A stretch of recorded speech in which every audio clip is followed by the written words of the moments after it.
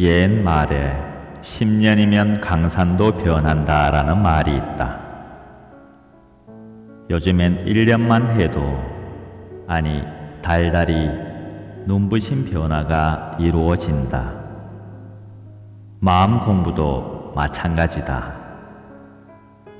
옛날 요기나 수행자, 선승들은 단 한마디라도 진리의 말씀을 듣기 위해서 여러 날 발이 불어 터질 정도로 수백 리를 걸어 다녔다.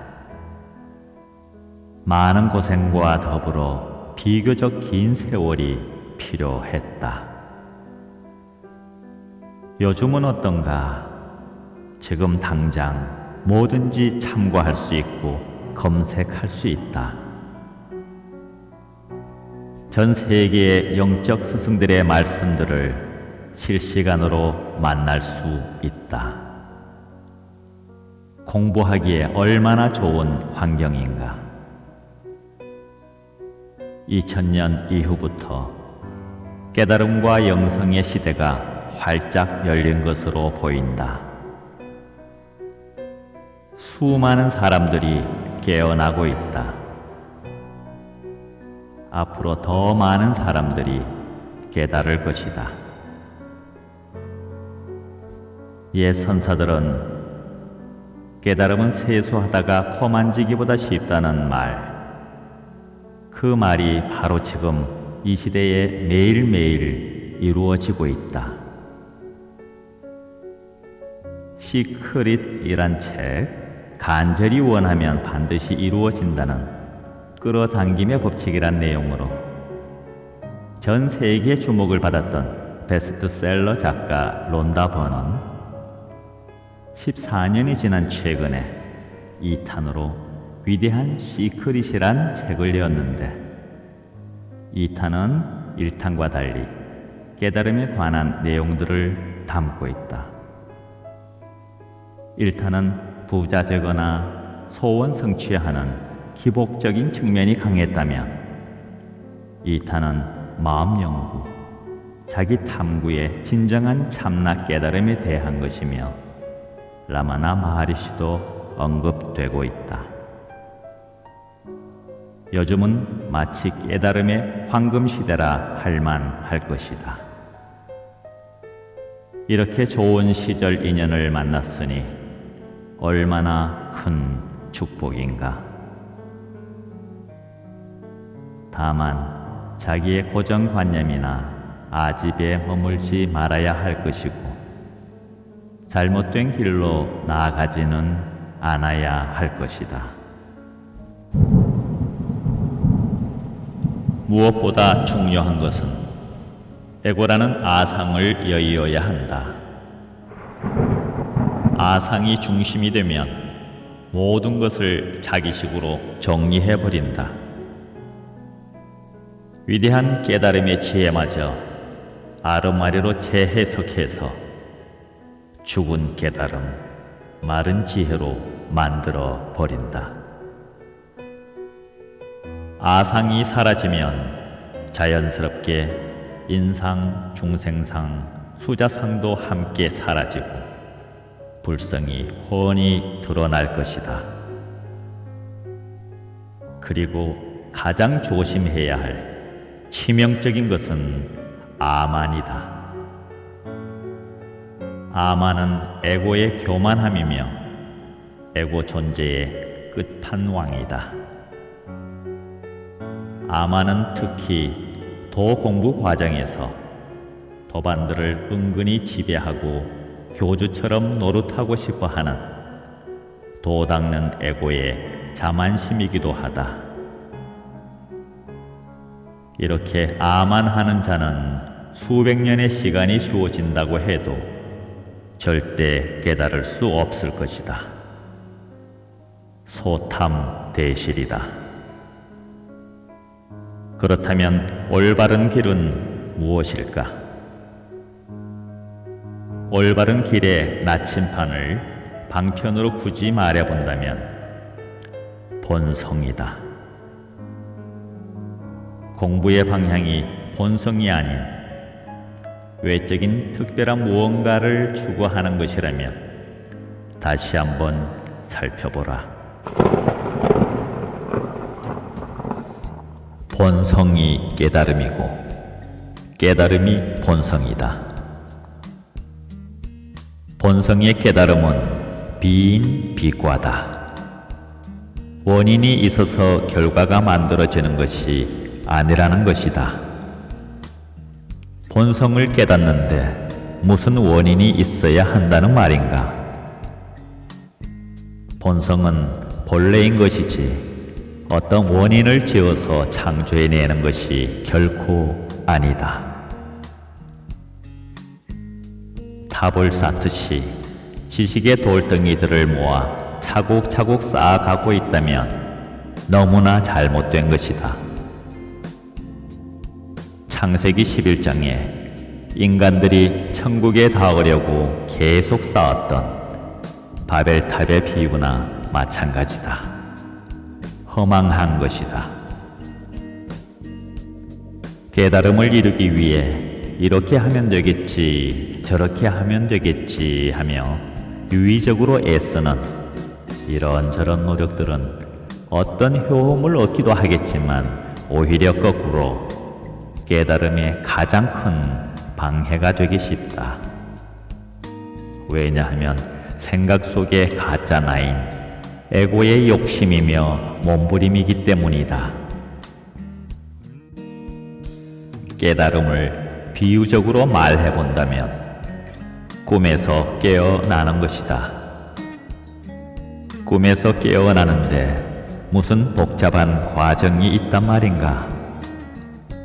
그냥 깨어나면 되는 것이다. 그런데 꿈꾸는 자는 그게 쉽지 않다. 그에게는 모든 게 꿈속의 일이기 때문이다. 꿈속에서 꿈을 깨려면 어떻게 해야 하지 하며 몸부림친다면 그것도 꿈이 아닌가? 그런 꿈속의 주인공이 꿈속의 유의적인 행위로 과연 꿈을 깨울 수 있겠는가?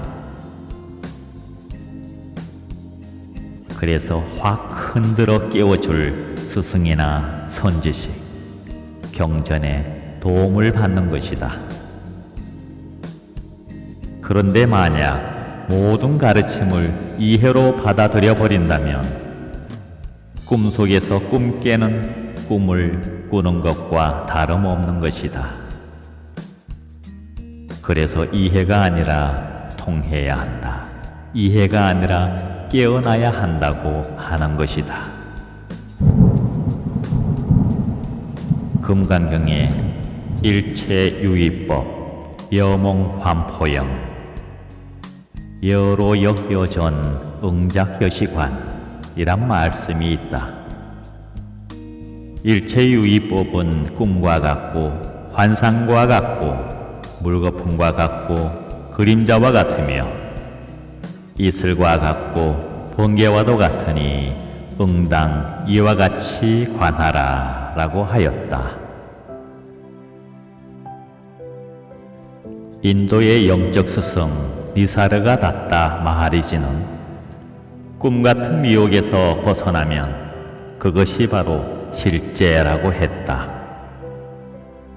미혹이란 나와 내 것이라는 생각이며 온갖 관념과 이미지들이며 어떤 것과의 자기의 동일시이다. 이런 미혹이 사라지면 곧바로 순수한 존재의 자각이며 심지어 이러한 관념조차 없다고 했다. 당연하다. 비유적으로 말한 생시의 꿈은 생각관념이다. 생각관념이 지 마음대로 실제를 조작하고 왜곡시키고 분별로 찢어버리고 있지도 않은 무수한 모양들을 지어내고 가짜 이야기들을 수없이 지어낸다. 그리고 우리에게 자업자득의 고통을 돌려준다. 본성은 찾을 것도 없이 본래 언제나 이렇게 환히 빛나지만 생각관념들에 미혹되어 깜깜이 어두운 꿈속을 헤매는 것이다. 다시 말해 꿈에서 깨어나는 깨달음의 비유는 생각관념으로부터의 해탈인 것이다. 깨달음은 비인비과라고 하지만 공부에 도움이 될 몇 말씀을 마하라지의 가르침을 바탕으로 전해본다. 그대의 생각들을 지켜보라. 거리에 사람들이 왕래하는 것을 지켜보듯이 사람들은 오고 가지만 그대는 아무 반응 없이 보고 듣기만 하라. 어떤 생각이든 그대로 내버려 두고 관여하지 않고 무심히 보고 듣기만 하라. 처음엔 쉽지 않을지 모르지만 계속해 나가면 자기 마음이 동시에 여러 수준에서 작용할 수 있고 그대가 그 모두를 자각할 수 있게 된다. 생각을 멈추려고 노력할 필요가 없다. 그저 무심하게 보고 듣기만 하라. 무관심하라. 특히 이 가르침은 론다본의 책 위대한 시크릿에서 말하고 있는 알아차림과 관련해서도 훌륭한 도움이 될 것이다. 꿈 같은 현상 세계는 무수한 고리들로 이루어져 있다. 그대 마음속에 낚시 바늘같이 구부러져 있는 걸쇠들을 곱게 펴버리면 아무것도 그대를 붙들 수 없고 그대는 어떤 것에도 끄달려 가지 않는다. 꿈속에서 그대는 누구는 사랑하고 누구는 사랑하지 않지만 깨어나면 모든 것을 감싸는 사랑 자체라는 것을 발견한다.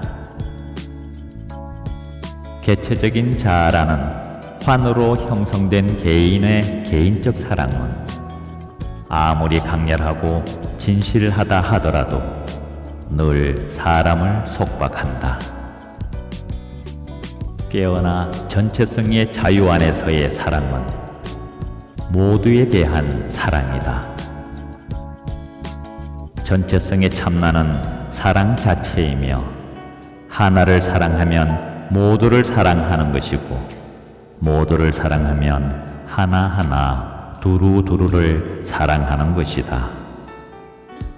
하나와 모두는 서로 배척하지 않는다. 그대 자신을 알려면 생각으로 알려 하지 말고 곧바로 그대 자신이 되라. 그대 자신이 되려면 자신이 이것이냐 저것이냐 상상하기를 멈추어라. 그냥 존재하라. 그럼으로써 그대의 참된 성품이 나타나게 하라. 공연히 추구하여 자신의 마음을 어지럽히지 말라. 도달할 필요가 없다. 그대가 바로 그것, 진아이다. 살아있는 모든 것 안에서 그대를 보라. 자, 그럼 다음 질문에 즉각 답을 해보라. 지금이 꿈인가 생시인가?